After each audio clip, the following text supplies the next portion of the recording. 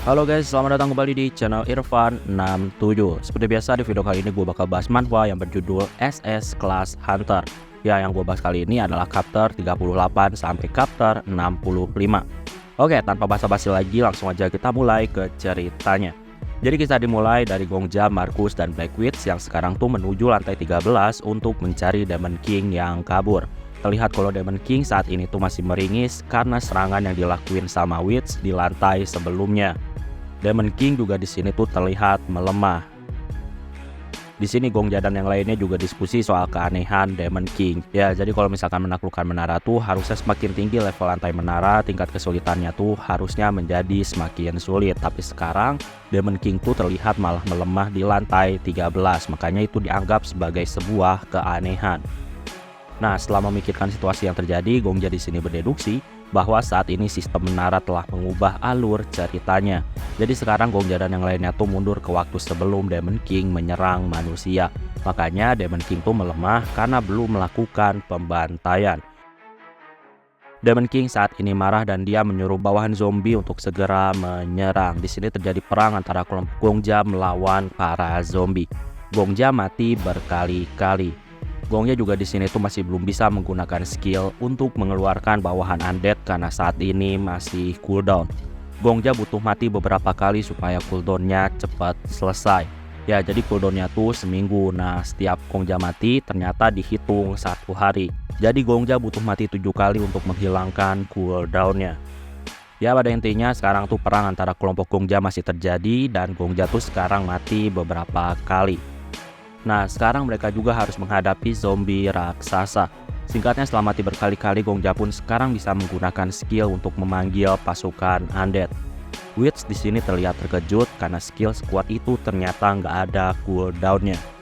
Ya, bagi pandangan orang-orang, kekuatan Gongja ini nggak ada cooldownnya. Padahal aslinya Gongja tuh udah mati berkali-kali dan akhirnya cooldownnya selesai. Nah, saat ini zombie raksasa diserang sama berbagai macam serangan dan akhirnya dikalahkan. Demon King saat ini mundur ke lantai 14. Terlihat sekarang kondisi Quill di lantai 13 kembali menjadi normal. Itu artinya sekarang waktu mundur lagi. Jadi setiap kali Demon King mundur, waktu ternyata ikut mundur. Nah, perjalanan kelompok Gongja ini masih terus berlanjut. Musuh demi musuh dihadapi kelompok Gongja. Hingga akhirnya saat ini mereka tuh mengejar Demon King sampai di lantai 19. Terlihat tubuh Demon King juga saat ini tuh semakin melemah karena waktu terus mundur. Di sini Gongja tuh menantang Demon King berduel. Jadi 1 lawan 1. Gongja juga di sini menyebut Demon King dengan nama aslinya yaitu Estelle. Estelle di sini terkejut karena Gongja mengetahui namanya. Ya, jelas Gongja tahu karena setiap dia mati ada penalti untuk melihat masa lalu dari orang yang telah membunuhnya. Oke, jadi Demon King ini tuh awalnya cuma sekedar cairan hitam. Dia tuh memangsa apapun dan dia mengambil bentuk tubuh yang dimangsa. Nah, sampai suatu ketika dia tuh memangsa seorang gadis bernama Estelle. Dan dia pun akhirnya menjadi Estelle dan mendapatkan sejarah ataupun ilmu pengetahuan yang dimiliki sama Estelle. Sebagai Estelle, dia pun akhirnya menjadi orang suci di suatu desa. Nah, warga desa yang sakit ini selalu mendatangi Estelle. Estelle ini sebenarnya tuh nggak menyembuhkan orang sakit, tapi dia tuh memangsa mereka dan membuat tiruan dari orang yang dimangsa. Ya, tiruan Estelle ini bisa dibilang sempurna dan mirip seperti aslinya. Karena Estelle ini mengetahui asal-usul sejarah dan lain-lain dari orang yang dimangsa. Tapi ya tetap aja itu bukanlah manusia lagi. Ya, tapi bagi pandangan manusia, Estelle itu adalah penyelamat dan penyembuh mereka. Banyak orang yang memuja Estelle. Nah, kisah Estelle ini didengar sama negara Aegim. Estelle pun akhirnya dituduh sebagai penyihir yang sesat. Negara pun akhirnya mengirim pasukan untuk memusnahkan orang-orang Estelle. Estelle tentunya syok karena orang-orangnya tuh dibunuh dan desanya dibakar. Estelle sekarang tuh memakan abu orang-orang dan dia dipenuhi sama dendam. Dengan kesedihan, Estelle tuh mulai membantai desa-desa manusia. Kesedihannya tuh sangat mendalam dan dia tuh sangat marah kepada manusia. Hujan darah pun membanjiri manusia dan banyak mayat tergeletak. Oke, sekarang kembali lagi ke masa kini. Gongja sekarang menebas Estelle. Estelle pun di sini mundur ke lantai 20. Gongja sekarang memohon kepada Marcus dan Witch untuk membiarkan dia menyelesaikan lantai 20 sendirian.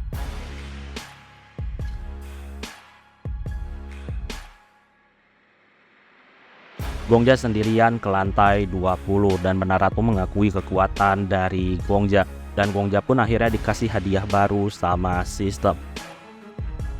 Estelle sekarang terlihat masih berjuang untuk bertarung. Ya, serangan Estelle ini terlalu mudah bagi Gongja. Estelle tuh bisa dibilang udah gak sebanding lagi dengan Gongja. Gongja pun di sini menebas Estelle dengan banyak tebasan sampai akhirnya tubuh asli Estelle terlihat.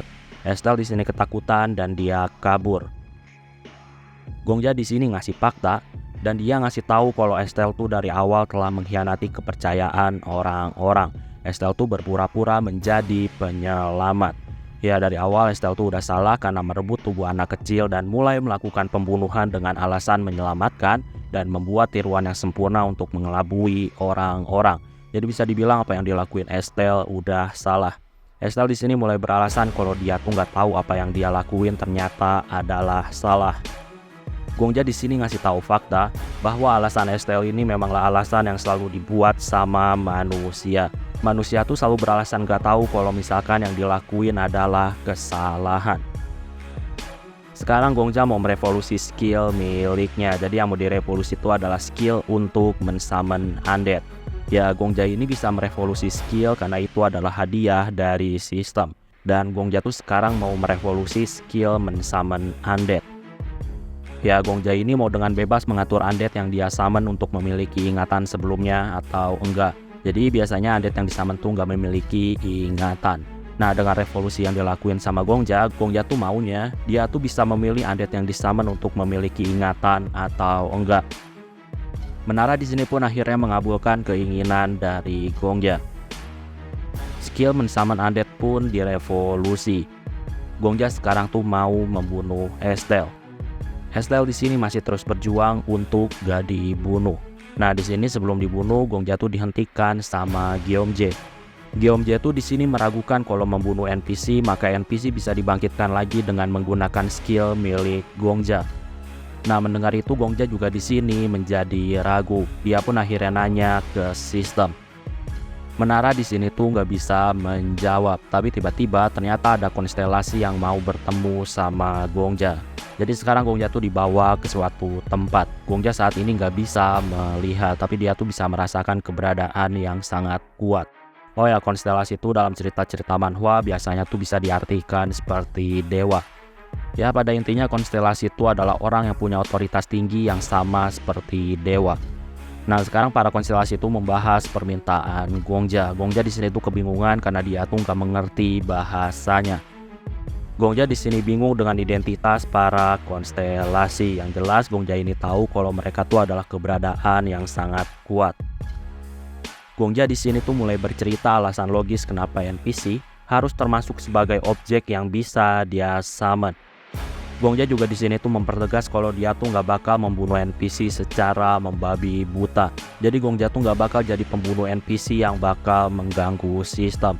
Nah, mendengar alasan yang masuk akal, para konstelasi pun akhirnya memutuskan bahwa Gongja tuh bisa mensummon NPC. Gongja pun akhirnya kembali ke dunia menara. Gyeomjae di sini bingung dengan apa yang telah terjadi. Gongja di sini ngasih tahu kalau dia tuh dipanggil sama para konstelasi. Gyeomjae di sini tuh nggak mengerti. Gongja tentunya terkejut karena Gyeomjae tuh nggak tahu dunia para konstelasi. Padahal dia tuh adalah orang yang telah menaklukkan menara di dunia lain sampai lantai 99.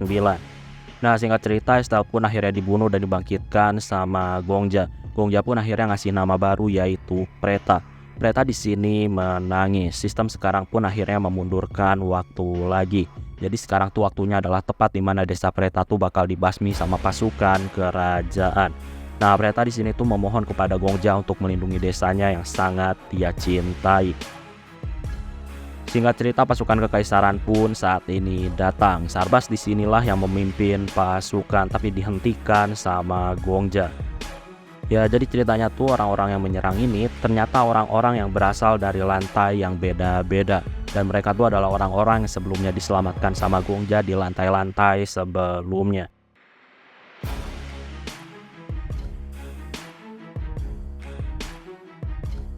Sekarang Gongja mencoba untuk berdiskusi dengan Sarbas. Gongja tuh udah tahu masa lalu dari Sarbas. Alasannya karena Sarbas pernah membunuhnya. Ya, jadi Gongja tuh di sini mencoba negosiasi dengan cara mengorek-ngorek masa lalu dari Sarbas. Gongja juga di sini nunjukin pedang suci. Gongja juga ngasih tahu kalau dia tuh sangat tahu bahwa Sarbas terpaksa melakukan semuanya tuh karena perintah dari putra tahta sampah kerajaan. Ya, pada intinya di sini mental Sarbas pun akhirnya goyang. Gimana pun juga Sarbas ini sangat mencintai negara ini. Sarbas di sini pun akhirnya mengakui kesalahan dan dia pun akhirnya berlutut di depan Gongja. Semua pasukan kekaisaran juga di sini tuh berlutut di hadapan Gongja yang merupakan orang terpilih. Ya, jadi karena Gongja punya pedang suci, Gongja ini udah dianggap seperti utusan pendiri kekaisaran ini. Ya, tapi di sini yang berlutut ternyata cuma pasukan kekaisaran yang berasal dari organisasi berbeda. Mereka tuh masih ragu sama Gongja. Nah, karena hal itulah sekarang Gongja tuh meyakinkan orang-orang dengan ngasih tahu fakta bahwa penyihir udah dikalahkan sama dia. Gongja pun di sini menyuruh Petra untuk bersujud minta maaf di depan semua orang. Gongja juga menyuruh Petra untuk push up dan lain-lain. Ya, pada intinya dia meyakinkan orang-orang kalau Petra dalam kendali Gongja. Jadi orang-orang tuh nggak perlu khawatir tentang Petra. Nah, di sini tuh masih ada perdebatan antara ras lain dan manusia yang merupakan pasukan kekaisaran. Ras lain tuh di sini masih belum percaya sama Gongja. Nah, di sini Gongja pun mau diuji sama orbs milik Lee Zartman. Nah, ketika diuji ternyata orbsnya menyala terang. Orang-orang di sini tentunya terkejut karena orbsnya menyala sangat terang. Itu artinya Gongja adalah orang yang sangat suci. Di sini Gongja dengan percaya diri dia tuh berbohong dan bilang kalau dia tuh adalah utusan dari dewa. Di sini yang masih menentang tuh adalah para paladin. Mereka tuh diperintahkan sama Paus untuk segera memusnahkan desa penyihir. Paladin ngasih tahu kalau Gongja adalah utusan dewa yang asli, harusnya Gongja tuh nggak menghalangi pemusnahan terhadap orang-orang sesat yang ada di desa. Orang-orang sesat harus diberi hukuman dewa. Gongja di sini pun akhirnya melanjutkan kebohongannya. Gongja di sini ngasih tahu yang berhak ngomongin soal hukuman ilahi hanyalah dia yang merupakan utusan dewa. Jadi orang lain tuh nggak berhak ngomongin itu. Gongja di sini pun akhirnya mensummon banyak skeleton. Gongja di sini ngasih tahu kalau skeleton-skeleton itu adalah orang-orang jahat yang udah dibasmi sama dia, dan skeleton-skeleton itu udah dipenjara sama dia. Gongja di sini sengaja nunjukin banyak skeleton supaya menjadi bukti kalau dia tuh telah membunuh banyak orang jahat dan telah memenjarakannya di neraka. Ya, di sini orang-orang tuh menjadi percaya. Gimana pun juga ngeluarin banyak skeleton tuh adalah hal yang mustahil bagi manusia. Jadi sekarang tuh kebanyakan orang tuh udah menganggap Gongja sebagai utusan dewa yang asli. Tapi sayangnya di sini seorang NPC Paladin masih ragu.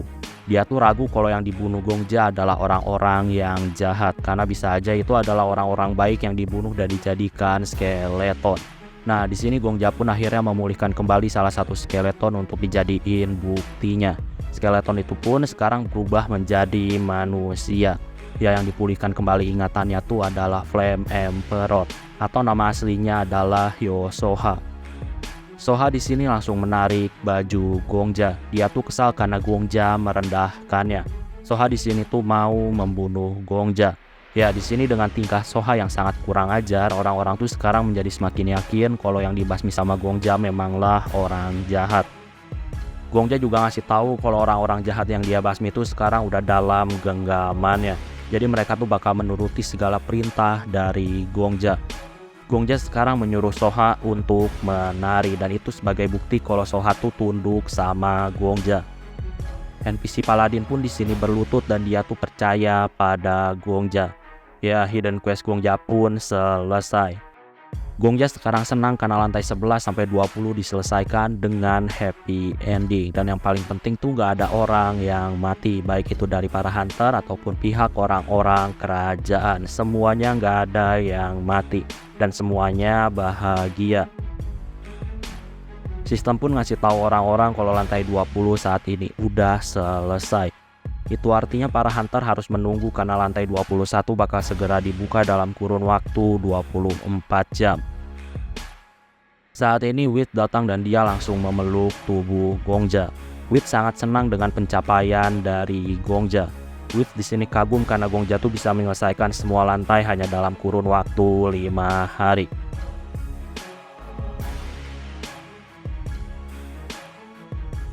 Wit sekarang tuh nunjukin HP-nya dan dia tuh nunjukin screenshot bahwa terjadi kehebohan di internet. Oh ya, jadi nggak semua lantai di menara tuh ada internetnya. Jadi biasanya tempat para hunter tinggal dan bersantai itu ada di lantai 1. Jadi internet tuh biasanya ada di lantai 1. Jadi bisa dibilang juga tempat tinggal Gongja dan kehidupan para hunter di awal cerita semuanya tuh ada di lantai 1. Nah, Wit tuh kembali ke lantai 1 dan dia meng-screenshot semua kehebohan yang terjadi di internet. Dan sekarang dia nunjukin kepada Gongja. Wit juga ngasih tahu kalau Gongja tuh sekarang ada di peringkat 3 rank para hunter. Jadi untuk pertama kalinya dalam sejarah ada seseorang yang bisa langsung lompat ke peringkat 3. Di sini juga ada diskusi tentang berdagang dengan NPC Kekaisaran Aegim. Gongja di sini ngasih tahu kalau Wits tuh boleh menggunakan nama dia untuk memudahkan Wits berdagang. Nama Gongja juga udah dikenal sebagai utusan Dewi. Jadi kalau misalkan berdagang di Kekaisaran Aegim dan berdagang menggunakan namanya, maka Wits tuh pasti bakal dipermudah. Gongja di sini ngasih tahu kalau dia tuh mau mengklaim semua lantai 20. Jadi semua wilayah di lantai 20 adalah wilayahnya. Gongja ngasih tahu kalau dia juga bakal ngasih semua hadiah dari lantai 11 sampai 19 kepada orang-orang. Ya pada intinya yang Gongja mau ini cuma wilayah lantai 20. Jadi lantai sisanya tuh diserahkan ke yang lain. Gongja dan Wit juga sekarang tuh balik lagi ke lantai 1 dan di sana tuh ternyata Gongja udah ditungguin sama banyak wartawan. Ya Gongja ini udah seperti artis papan atas dan berita-berita dari Gongja tuh dinantikan. Wit di sini tuh ngasih beberapa saran untuk menghadapi media. Gongja pun sekarang berjalan tanpa emosi dan menghindari para wartawan. Saat ini ada pertemuan antara Gongja dengan 5 guild besar. Markus juga ikut dalam pertemuan tersebut karena dia tuh mengikuti Gongja. Nah, di sini 5 guild besar cerita ketika mereka menunggu di istana, ternyata para NPC tuh menganggap kalau mereka adalah penyusup dan akhirnya mereka tuh dipenjara. Tapi ya pada akhirnya mereka juga bisa kabur dari penjara. Nah, di sini Wit tuh menyarankan untuk menjadikan Gongja sebagai pahlawan di menara. Kisah kepahlawanan Gongja ini bisa dijual ke dunia luar menara. Sekarang Gongja pun akhirnya mulai didandani supaya fotonya terlihat sangat keren, sehingga kisah-kisah Gongja ini nantinya tuh bakal laku terjual. Gongja di sini tuh tertawa puas karena Gongja tuh sekarang sibuk dengan sesi foto. Di sini Gongja terlihat marah, tapi respon 5 guild besar biasa aja.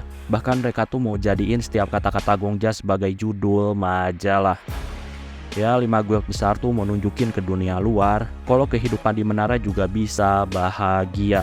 Mereka tuh mau nunjukin ke dunia luar kalau menara tuh bukanlah tempat kumpulan para sampah. Markus sekarang tuh mengajak Gongja untuk pergi.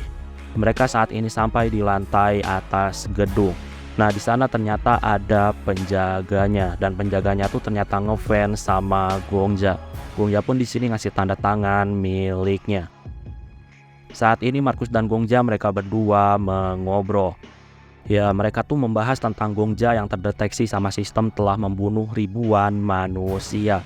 Gongja di sini beralasan karena dia adalah seorang peramal, dia tuh menghabisi orang-orang yang punya potensi buruk di masa depan. Makanya dia tuh banyak menghabisi orang. Markus di sini nunjukin kartu skill miliknya. Markus ngasih tahu kalau pembunuhan niat baik tuh gak bakal dihitung sama sistem. Jadi cuma pembunuhan yang didasarkan dengan niat membunuh lah yang bakal dihitung sama sistem. Nah di sini Markus nanya untuk terakhir kalinya. Markus tuh mau mengkonfirmasi apakah Gongja ini membunuh orang tanpa alasan atau enggak. Gongja di sini mencoba meyakinkan Markus. Gongja di sini tegasin kalau dia tuh melakukan pembunuhan dengan alasan yang baik. Jadi dia tuh bukanlah pembunuh tanpa alasan. Markus di sini percaya sama perkataan dari Gongja. Gimanapun juga dia tuh udah melihat Gongja selama 5 hari. Markus pun di sini menghancurkan skill detektif miliknya. Mulai sekarang Markus tuh cuma bakal percaya dengan apa yang dia lihat dengan mata kepalanya sendiri. Jadi Markus tuh bakal menilai dengan matanya sendiri. Setelah itu Markus pergi.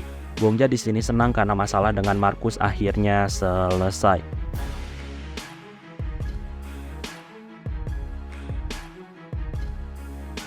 Saat ini Gongja dikejutkan dengan suara sistem yang ngasih tahu bahwa The Goddess of Protection tuh mengakui prestasi dari Gongja dan dia tuh mau menjadikan Gongja sebagai utusannya. Gongja di sini tentunya dia bingung. Ya ternyata sekarang Gongja tuh bisa ngomong dengan Dewa Perlindungan melalui pedang suci. Waktu pun berganti. Saat ini Gongja lagi nonton TV dan isi berita TV itu selalu membahas tentang kekuatan dari Gongja.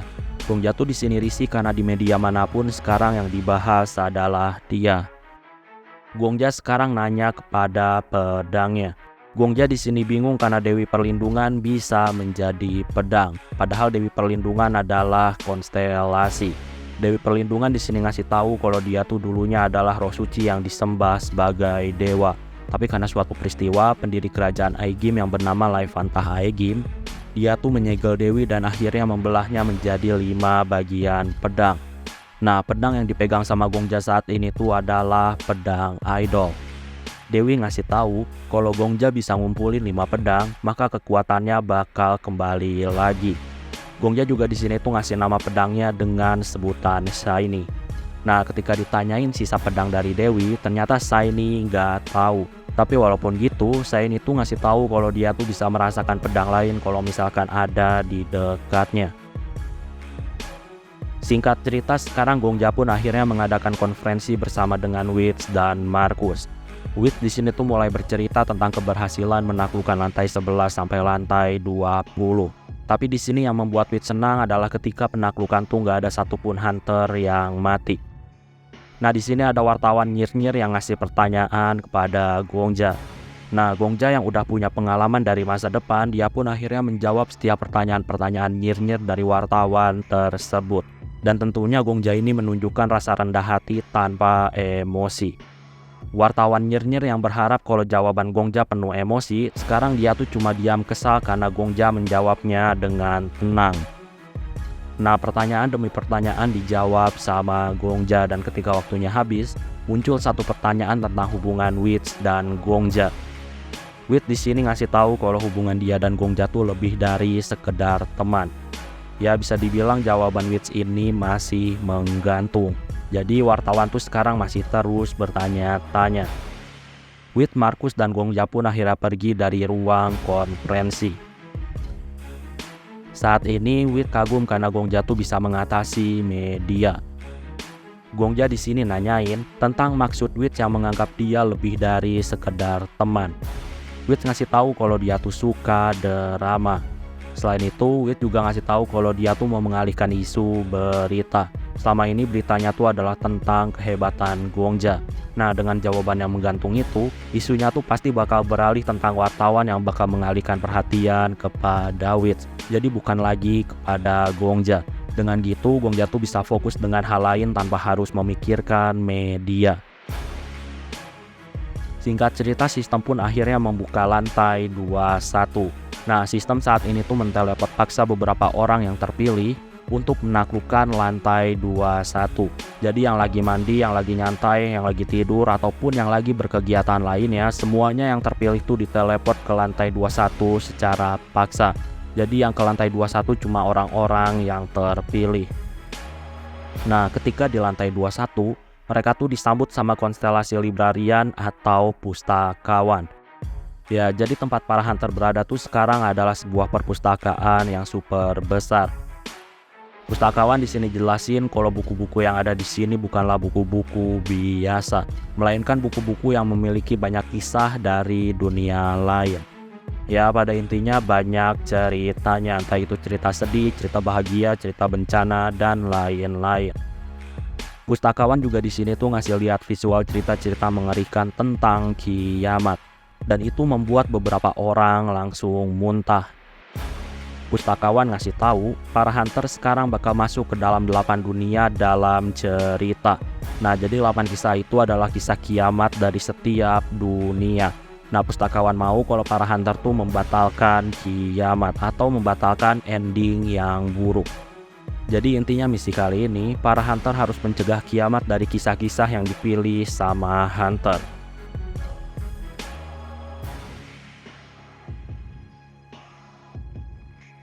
Saat ini ada satu hunter yang gak percaya sama omongan dari bocah. Hunter itu sekarang mau menyerang pustakawan.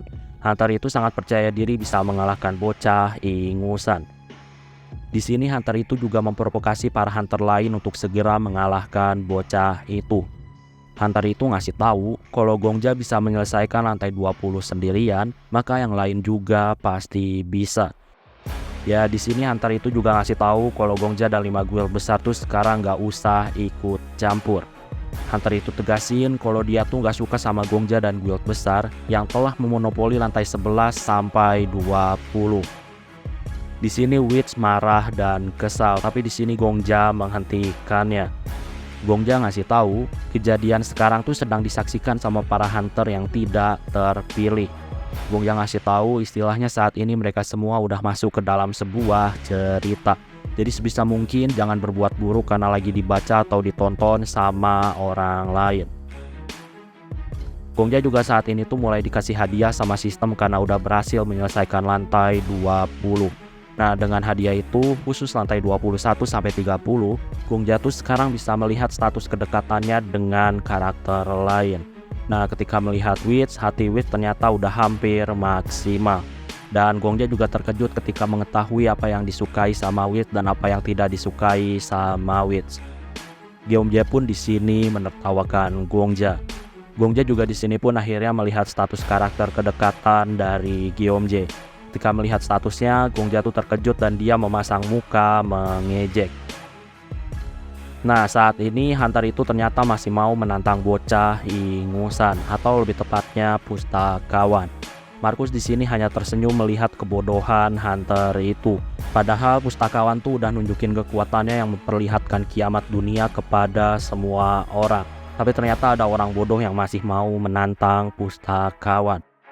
Hunter itu di sini nggak peduli dan dia tuh tetap yakin bisa mengalahkan bocah ingusan pustakawan. Pustakawan pun sekarang mulai memasukkan para hunter sombong itu ke sebuah buku yang telah dia pilih. Ya, di sini sayangnya dalam sekejap 50 hunter bodoh itu ternyata langsung dimusnahkan dalam sebuah cerita yang ada di buku tersebut dan mereka tuh gagal menjadi pemeran utamanya. Para hunter lain di sini tuh sekarang stres karena mereka tuh harus menyelesaikan misi di dunia kiamat. Gongja di sini mencoba untuk membangkitkan semangat para hunter. Gongja di sini menyuruh orang-orang untuk segera membaca banyak buku. Gongja ngasih tahu kalau mereka tuh harus segera mencari buku yang ceritanya tuh nggak terlalu berbahaya. Jadi lebih baik memilih buku yang terlihat mudah daripada dipilih sama pustakawan. Di sini walaupun udah dijelasin Gongja untuk segera bergerak membaca buku, tapi para hunter di sini tuh tetap aja diam santai dan gak melakukan apapun. Gyeomjae di sini ngasih tahu Gongja kalau para hunter tuh mirip seperti monyet. Jadi Gongja tuh harus bertindak keras supaya orang-orang mau dengerin Gongja. Gongja pun di sini mulai ngasih perintah tegas kepada para hunter. Ya pada intinya sekarang Gongja tuh mulai mengatur para hunter untuk bekerja. Nah, orang-orang sekarang tuh mulai baca buku. Jadi pada intinya semua buku tuh punya cerita yang bagus tapi endingnya sangat ampas. Contohnya tuh ada cerita tentang main karakter yang di akhir cerita dia tuh nembak cewek yang dia sukai. Tapi tiba-tiba ending ceritanya tuh ternyata ampas karena mereka nggak bahagia.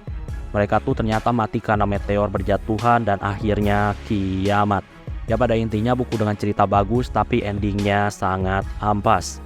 Para hunter yang membaca itu tentunya sangat kesal. Mereka di sini akhirnya mengerti kenapa pustakawan tuh mau kalau para hunter tuh mengubah cerita supaya mendapatkan ending cerita yang bagus. Karena ya pada dasarnya cerita-cerita itu adalah cerita dengan ending yang ampas. Nah, saat ini Alkimia menyapa Gongja. Gongja di sini terkejut karena ternyata Alkimia termasuk orang terpilih. Alkimia sekarang tuh memuji prestasi Gongja selama ini. Nah, sekarang ada adegan di mana beberapa hunter mulai menyarankan buku-buku yang bisa dipilih sama Gongja. Gongja tentunya berpikir. Nah, ketika Markus mendekat dan merekomendasikan sebuah buku, Saini di sini merespon dan ngasih tahu kalau dia tuh merasakan ada bagian pedang darinya yang hilang. Gongja di sini tentunya terkejut. Itu artinya cerita yang dibaca sama Markus kemungkinan besar terdapat pecahan pedang suci.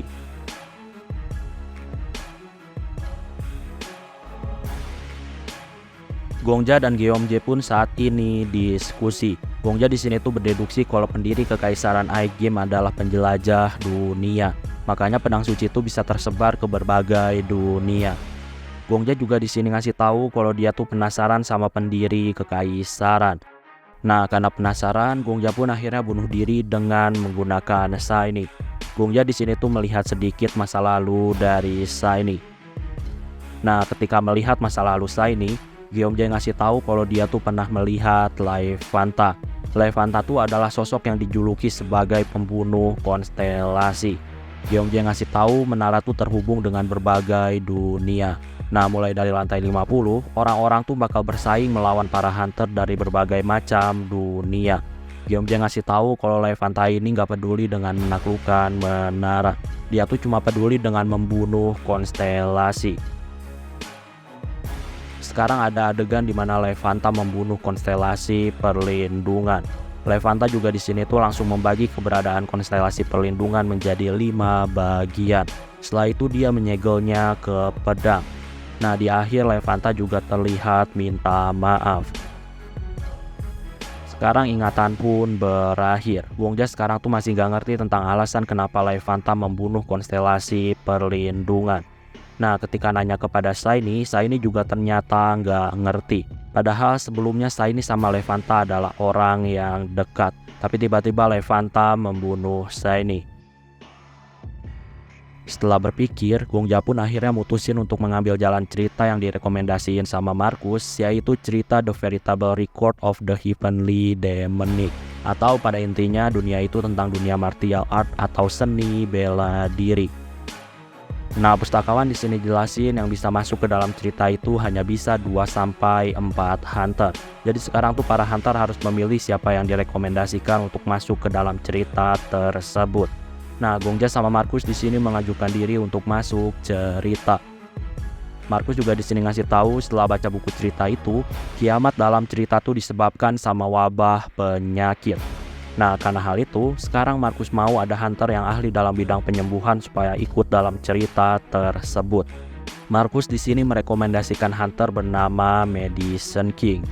Ya, Medicine King ini adalah ahli penyembuhan. Jadi Markus mau kalau dia juga ikut cerita. Gongja di sini setuju, tapi di sini Gongja juga mau merekomendasikan seseorang untuk ikut. Ya, Gongja sekarang tuh mengajak cewek alkimia untuk ikut. Alkimia di sini terlihat ragu, gimana pun juga dia tuh masih pemula. Gongja di sini pun akhirnya membujuk Alkimia dan meyakinkan Alkimia bahwa Alkimia dapat melakukannya. Di sini Medicine meragukan kalau Alkimia sangat ahli penyembuhan. Medicine juga di sini tuh terlihat kesal karena Gongja tuh terlihat seolah-olah mengetahui semuanya. Padahal Gongja juga seorang pemula yang gak punya banyak pengalaman. Medicine ngasih tahu kalau dia tuh muak diperintah-perintah sama bocah ingusan pemula. Alkimia di sini membela Gongja, tapi Medicine menghina Alkimia. Paladin pun di sini membela Alkimia.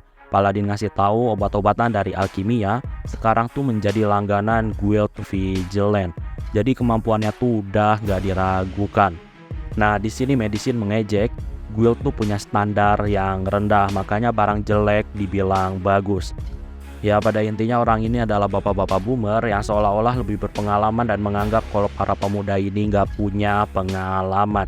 Jadi Medicine tuh menganggap kalau para pemuda lebih rendah. Alasannya karena para pemuda tuh nggak punya pengalaman seperti orang tua. Nah, Gongja di sini tuh menyarankan pertarungan pembuatan obat. Jadi Gongja tuh bakal ngasih bahannya dan Medicine atau Alkimia harus mengolah bahan-bahan itu menjadi obat yang bagus. Singkat cerita, pertarungan membuat obat pun dimulai. Nah, di tengah pertarungan, kontes tuh mengadakan ajang judi untuk mencari keuntungan. Gongja juga di sini tuh mau mengambil keuntungan dengan bertaruh kepada Alkimia. Singkat cerita, sekarang Medicine tuh dengan bangga menyelesaikan pembuatan obat dengan cepat. Yaitu adalah obat tingkat epic. Orang-orang tuh bangga dan mau membeli obat tingkat epic tersebut. Tapi nggak lama Alkimia juga ternyata menyelesaikan obatnya. Orang-orang sekarang tuh terkesima karena obatnya sangat bercahaya. Ya, Alkimia ini menciptakan obat tingkat legendary. Alkimia di sini tuh mengejek Medicine karena kemampuannya sangat lemah. Di sini Medicine tuh menganggap kalau Alkimia tuh cuma kebetulan aja bisa membuat obat legendary.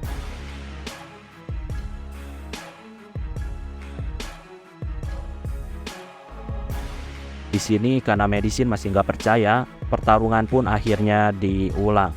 Pertarungan ini terus diulang sampai 3 kali dan hasilnya selalu sama. Medicine tuh selalu kalah telak. Tapi walaupun gitu, Medicine di sini tuh masih nggak mau mengakui kekalahan dari anak muda.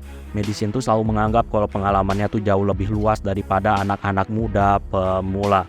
Jadi Medicine tuh masih menganggap kalau Alkimia tuh beruntung bisa mendapatkan legendary. Markus di sini menghentikan Medicine yang terlihat jadi gila. Markus juga di sini mengakui Alkimia sebagai pembuat obat yang lebih jago daripada Medicine.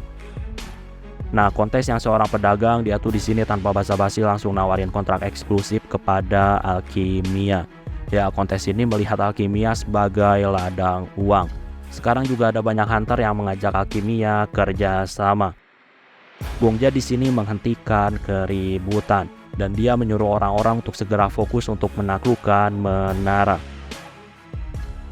Singkat cerita, ketika mau diteleport ke dunia seni bela diri, di sini murid-murid Viper tuh merekomendasikan Viper untuk ikut. Ya, Viper ini dianggap ahli seni bela diri karena nama klannya tuh berhubungan dengan seni bela diri. Ya, walaupun sebenarnya Viper ini nggak bermaksud ngasih nama klan yang berhubungan dengan seni bela diri, tapi ya karena udah terlanjur dan orang-orang yang gabung juga adalah orang-orang pecinta bela diri, makanya mau nggak mau Viper hanya diam.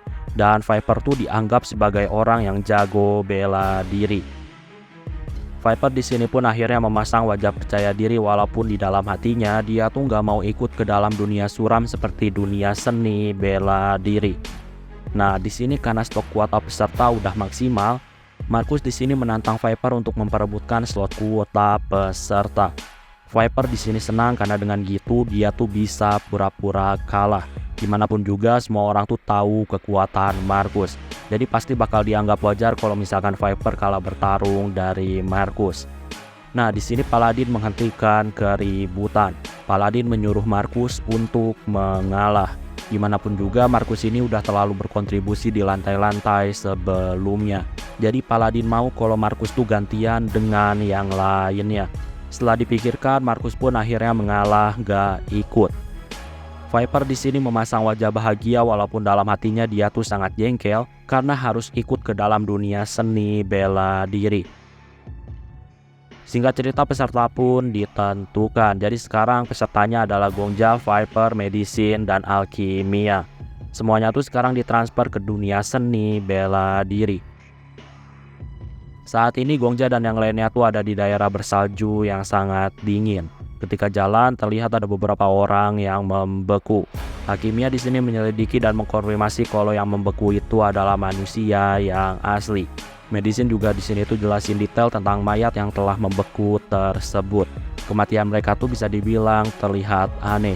Dari penyelidikan mereka tuh bukan mati karena membeku. Gak lama Gongja dan yang lainnya juga saat ini mendengar keributan. Gongja dan yang lainnya tuh sekarang mendekati keributan diam-diam. Dan terlihat ada seorang wanita muda yang berdebat dengan kakek tua. Nah, gak lama Gongja dan yang lainnya tuh menyadari ada sesuatu. Ternyata saat ini ada banyak zombie yang mengejar mereka. Gongja dan yang lainnya pun akhirnya lari dari zombie. Gongja pun di sini akhirnya menebas zombie tersebut. Dan ternyata mereka tuh gak berhenti bergerak walaupun kepala mereka ditebas. Wanita muda dan kakek tua terlihat bingung karena ada 4 orang asing. Gongja dan yang lainnya pun sekarang berlari menuju ke arah mereka dan membawa mereka pergi dari zombie. Gongja sekarang terkejut karena zombie-zombie itu ternyata bisa loncat yang sangat tinggi. Wanita muda ngasih tahu kalau itu adalah seni bela diri. Jadi bisa dibilang para zombie itu bisa menggunakan seni bela diri. Semuanya saat ini tuh masih panik karena dikejar sama zombie. Gongja di sini nanyain tentang cara untuk menghentikan zombie. Wanita muda ngasih tahu ada 2 cara untuk menghentikan zombie. Yang pertama tuh adalah menghancurkan otaknya.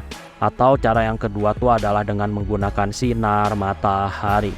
Gongja di sini mutusin untuk bertarung. Gongja sekarang tuh melempar alkimia dan wanita muda dengan tujuan untuk menjauhkan mereka dari zombie.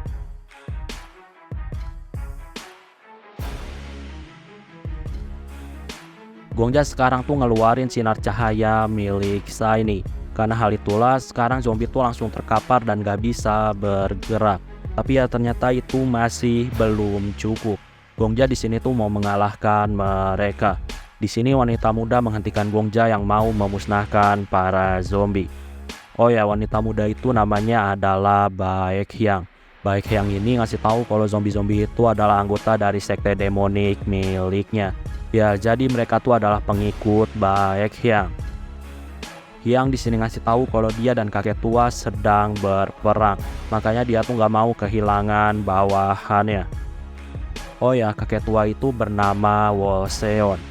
Ya, jadi ada perang besar antara faksi ortodok yang dipimpin sama Woseon melawan sekte demonik yang dipimpin sama Hyang. Ya, keduanya tuh udah berperang di tempat ini selama 989 hari. Keduanya tuh gak ada yang mau pergi meninggalkan tempat ini sebelum ada pemenangnya. Gongja sekarang tuh hanya terdiam melihat keributan antara Woseon dan Hyang. Mereka berdua tuh konsisten perang di saat dunia bakal kiamat.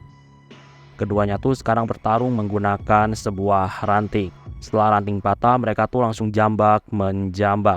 Setelah itu mereka tuh langsung gigit menggigit. Dan pertarungannya tuh bisa dibilang kayak bocah. Nah, Gongja di sini tuh tentunya bingung dengan apa yang dia lihat. Di sini yang menganggap pertarungan keduanya adalah pertarungan yang hebat cuma Viper.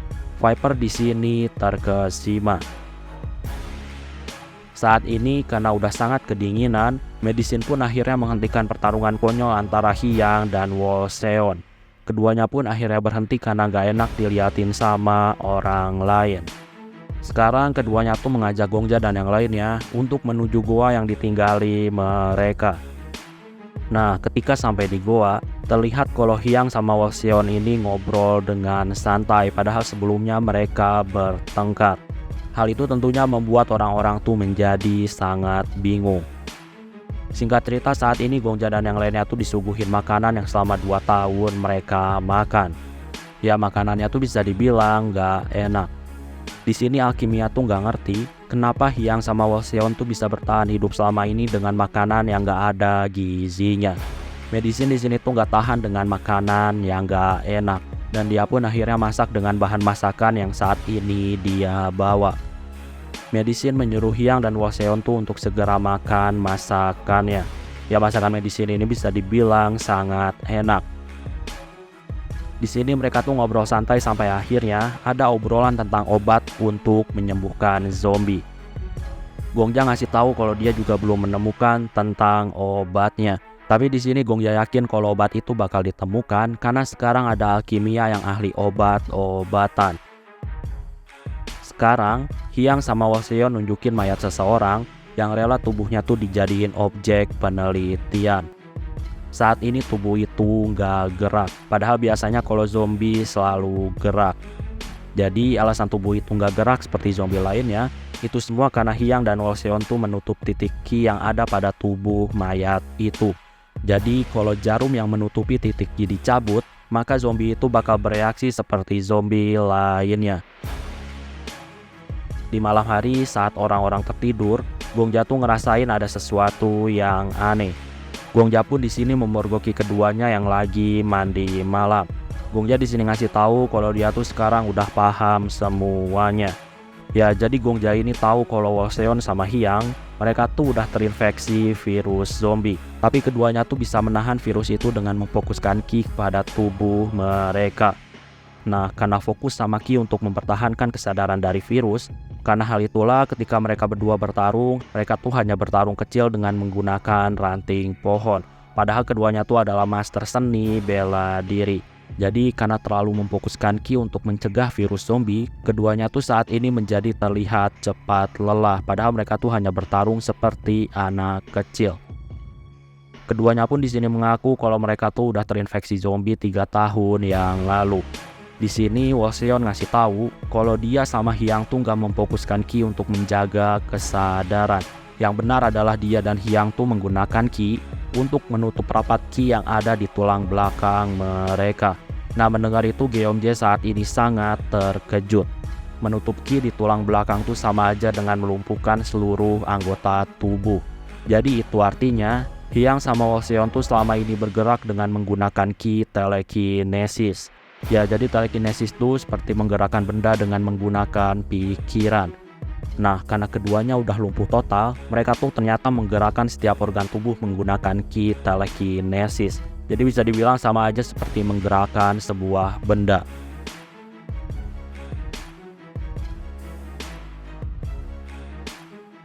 Gongja di sini tuh nggak mengerti kenapa keduanya bersikuku bersusah payah bertahan untuk tetap hidup di saat yang lainnya udah mati. Sekarang Gongja tuh diajak sama keduanya ke tempat master seni bela diri sejati. Hyang di sini cerita kalau master sejati adalah orang tak terkalahkan. Bahkan dia tuh kebal sama racun. Ya, alasan master sejati terbunuh itu semua karena dia mengikuti nafsu iblis. Jadi bisa dibilang dia tuh mati bukan karena kekuatannya, tapi mati karena kebejatannya. Ya, pada intinya Hyang sama Wolseon tuh ngasih tahu sekuat apapun manusia pada akhirnya bakal mati. Nah, alasan keduanya bertahan hidup itu semua karena mereka tuh gak mau mati karena virus. Mereka tuh lebih memilih jalan mati yang lain yang lebih terhormat. Makanya mereka tuh terus bertahan hidup. Nah, itu juga alasan kenapa keduanya tuh bersikuku untuk tetap bertarung. Karena bagi mereka tuh lebih baik mati di tangan musuh daripada harus mati karena virus. Pertarungan keduanya pun akhirnya dimulai lagi. Gongja di sini tuh bingung tentang apa yang harus dia lakuin. Sekarang ketika sore hari, Gongja, Hyang sama Wolseon pun akhirnya kembali ke goa. Di gua Gongja tuh nanyain kepada Alkimia tentang berapa lama dia tuh bisa menciptakan obat antivirus. Alkimia di sini memperkirakan kemungkinan ratusan hari. Gongja di sini ingat kata-kata pustakawan yang bilang butuh waktu 10 hari sebelum kiamat dalam cerita ini terjadi. Itu artinya mereka tuh gak cukup waktu untuk membuat obat yang butuh ratusan hari. Walaupun gitu, Gongja di sini tetap percaya kalau Alkimia pasti bisa melakukannya. Gongja menyuruh Alkimia tuh terus fokus untuk terus melakukan penelitian. Gongja tuh yakin pasti ada jalan untuk menyelesaikan misi ini. Alkimia di sini tuh nggak mau mengecewakan Gongja. Alkimia juga di sini menyuruh Medisin untuk bekerja keras membantunya. Tentunya Medisin tuh nggak terima ketika disuruh menjadi pembantu. Nah, di sini untuk meyakinkan Medisin, Alkimia pun mengizinkan Medisin untuk melihat kartu skill miliknya. Ya, Alkimia ini membutuhkan kekuatan maksimal dari Medisin. Tujuannya supaya penelitiannya menjadi semakin cepat. Alkimia di sini tuh ngasih fakta bahwa Medisin tuh hanya iri kepada anak-anak muda yang berbakat. Makanya Medisin tuh selalu keras kepala nggak mau mengakui anak muda yang jauh lebih hebat. Medisin di sini kesal karena terus dihina dan dia pun akhirnya menampar Alkimia. Ya, walaupun gitu Medisin tuh tetap bakal mengikuti perintahnya Alkimia. Karena apa yang disebut sama Alkimia itu adalah sebuah fakta. Seminggu berlalu dan tinggal beberapa hari kiamat cerita ini bakal tiba. Gongja sekarang ngobrol dengan Hyang. Gongja di sini menduga kiamat cerita ini tuh bakal terjadi ketika keduanya kehabisan ki. Jadi sekarang Gongja tahu kalau keduanya tuh gak bakal lama lagi bakal kehabisan ki untuk bertahan hidup. Singkat cerita, ketika lagi tidur, Wolseon sekarang tuh meminta maaf karena tubuhnya tuh udah gak bisa digerakkan. Wolseon tuh bisa dibilang udah mencapai batasnya. Alkimia sekarang tuh memeriksa tubuh Wolseon dan memang udah gak ada harapan. Hyang di sini tuh menyuruh Wolseon untuk bangun dan melanjutkan pertarungan. Hyang di sini tuh nggak mau orang sehebat Wolseon tuh mati karena virus. Ya, sayangnya Wolseon tuh di sini nggak bisa karena memang udah batasnya. Wolseon di sini tuh meminta untuk dibunuh. Di sini Hyang mau mengabulkan permintaan itu. Tapi sebelum dibunuh, Hyang tuh mau kalau Wolseon tuh mengakui tentang kekalahan faksi ortodok. Ya, tapi sayangnya Wolseon tuh di sini nggak bisa mengatakan hal itu. Hyang pun di sini nggak mau membunuh Wolseon. Jadi pada akhirnya Wolseon pun mati karena virus. Alkimia langsung melakukan penelitian dengan tubuh yang baru aja mati karena virus. Gongja di sini tuh dikasih lihat data penelitian yang selama ini udah dilakuin sama Alkimia. Singkat cerita, sekarang zombie Wolcyon mulai memberontak. Hyang di sini mendekat dan memasukkan tangannya ke mulut zombie. Saat ini Hyang dipenuhi sama aura Qi yang gak terkendali.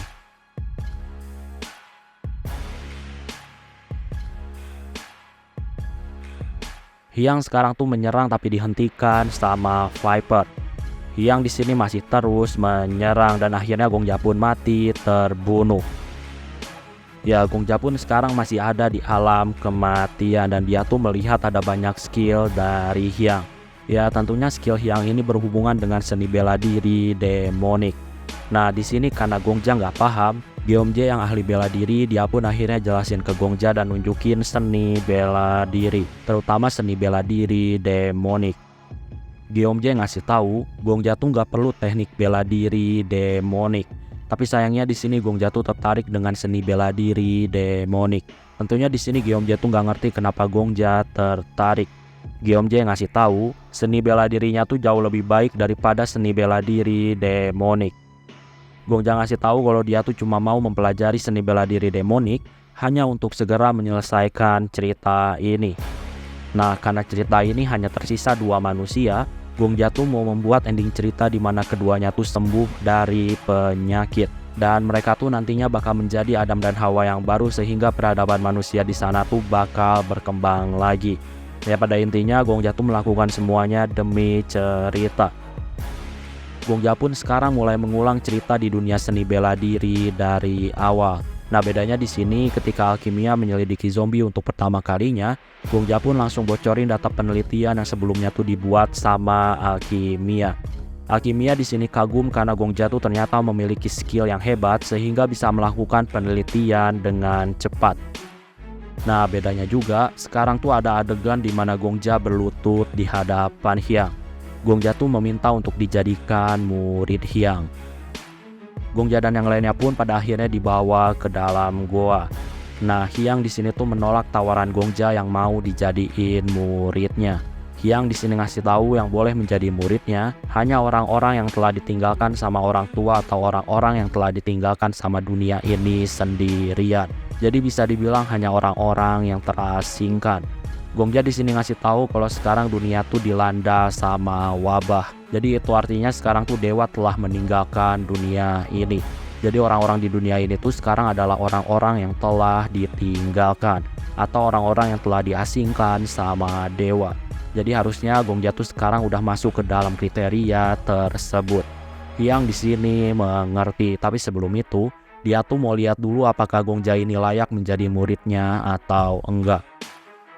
Gongja sekarang tuh ngeluarin pedangnya dan dia ngeluarin skill bela diri demonik. Gongja juga di sini tuh membayangkan banyak penderitaan.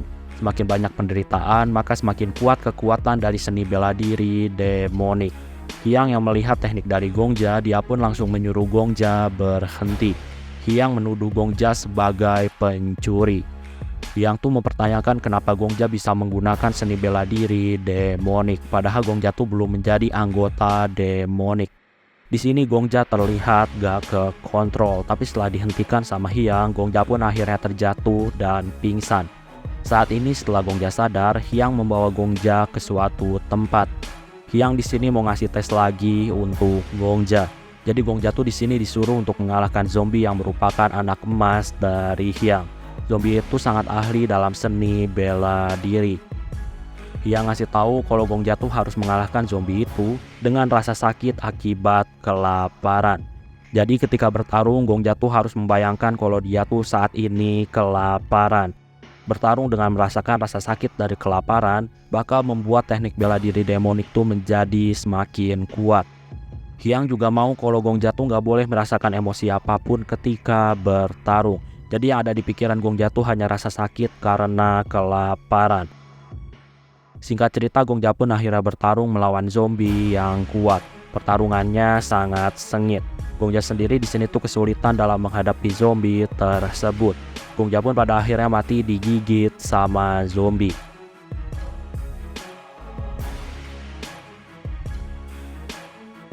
Setelah mengulang waktu, Gongja pun akhirnya latihan menahan lapar. dia tuh saat ini nggak mau makan. Gongja tuh mau tahu rasanya kelaparan dalam jangka waktu yang lama sampai ratusan hari. Ya tentunya Gyeomja tuh menentang rencana gila tersebut, tapi Gongja di sini tetap ngotot mau melakukan hal itu. Gongja tuh mau menyempurnakan teknik seni bela diri demonik. Nah, di sini sambil menahan lapar, Gongja juga saat ini latihan pedang. Gongja mencoba untuk mengayunkan pedang dengan merasakan rasa lapar yang sangat hebat. Gyeomja yang melihat Gongja, dia tuh menganggap kalau Gongja ini adalah orang gila yang berani melakukan sesuatu yang gila. Gyeomja juga di sini menceramahi Gongja. Cuma karena saat ini Gongja sangat lapar, Gongja pun akhirnya nggak fokus sama nasihat itu. Saat ini Gongja juga mensummon 100 undead skeleton. Salah satu yang disummon adalah Preta. Gongja di sini tuh memerintahkan Preta dan yang lainnya untuk segera berkeliling dan mencari mayat orang yang mati karena kelaparan. Gongja mau mayat itu dibawa ke hadapannya. Gongja tuh minta dibawakan 112 mayat orang yang telah mati kelaparan.